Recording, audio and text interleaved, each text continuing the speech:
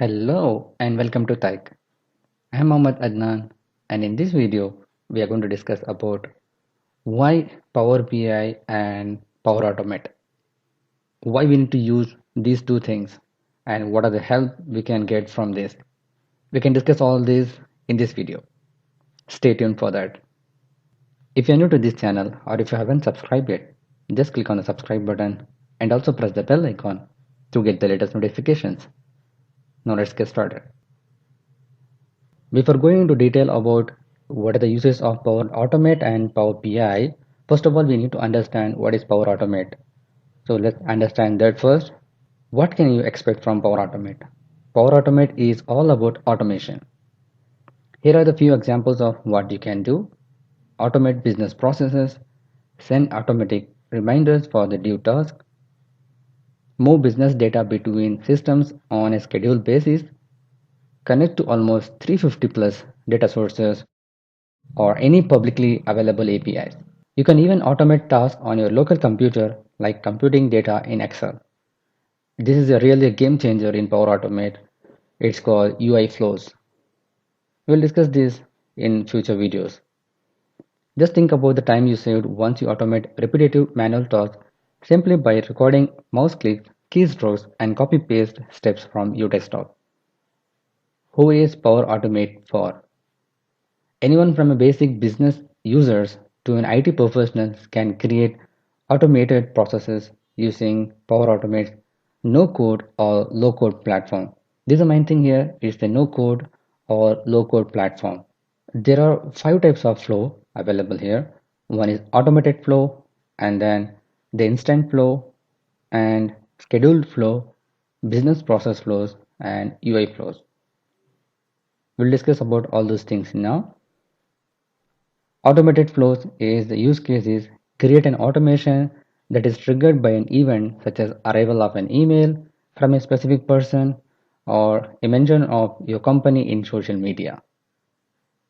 Example, connectors for cloud or on-premises services connect your account and enable them to talk to each other. The second one is the instant flow.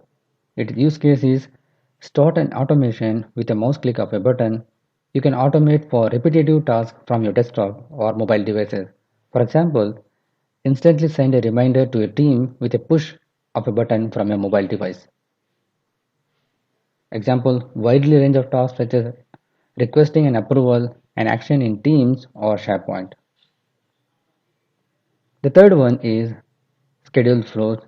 Schedule an automation such as daily data upload to SharePoint or a database. Example, tasks that need to be automated on a schedule. The fourth one is business process flows. Ensure that everyone in your company follows the same process by defining a set of steps for people to follow.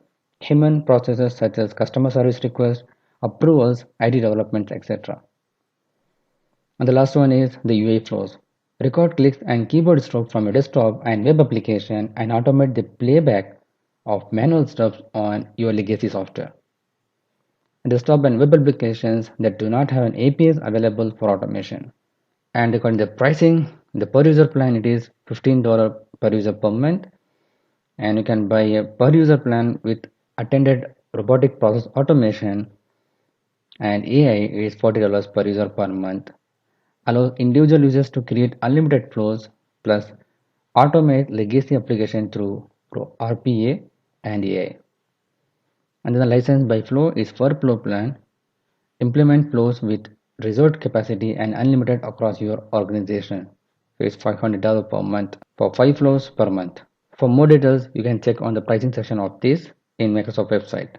Now let's compare these three plans: per user plan with attended RPA, and then per flow plan.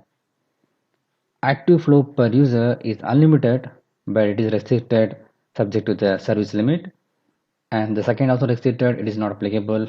Active attended robotic process automation bots, it is not available here, it is just available for one. And then active unattended RPA bots, it is available only for these two. A builder service credits, it is available for this one, 5,000 credits per month, and this we need to purchase additionally. And what's included in everything is connect to your data, use pre-built connectors, use custom on-premises connector as well, store and manage data, create and access custom entities, and use common data service 50 MB database capacity and 200 MB of file capacity. Now we got a brief idea about what is Power Automate is. So we can automate almost every process from our personal to the business processes. Now, when it comes to Power BI, what it can help is Power BI data alert and send email to external users. So you can set a data alert in our dashboard, and with the help of this Power Automate, we can send that email alerts to outside the organization's users as well, like using the alert in Microsoft Team and send a message in the Slack as well. As well as in the Power BI email subscription is there, and with the help of Power Automate, we can send that subscription to the external users as well. After that, export Power BI report and Power BI paginated reports in the PDF or PPT format and other formats as well. And then refresh Power BI dataset. If you have something entered manually in your database and you want to refresh this Power BI dataset, you can use the Power Automate to refresh the Power BI dataset. So this is why we can use the Power Automate in the Power BI, and this is just the theoretical. In our future videos, we can do it practical, how it can be achieved in one by one. So stay tuned for that. Meanwhile, if you're new to this channel or if you haven't subscribed yet, just click on the subscribe button and also press the bell icon to get the latest notifications. But make sure you turn on the notification on your devices.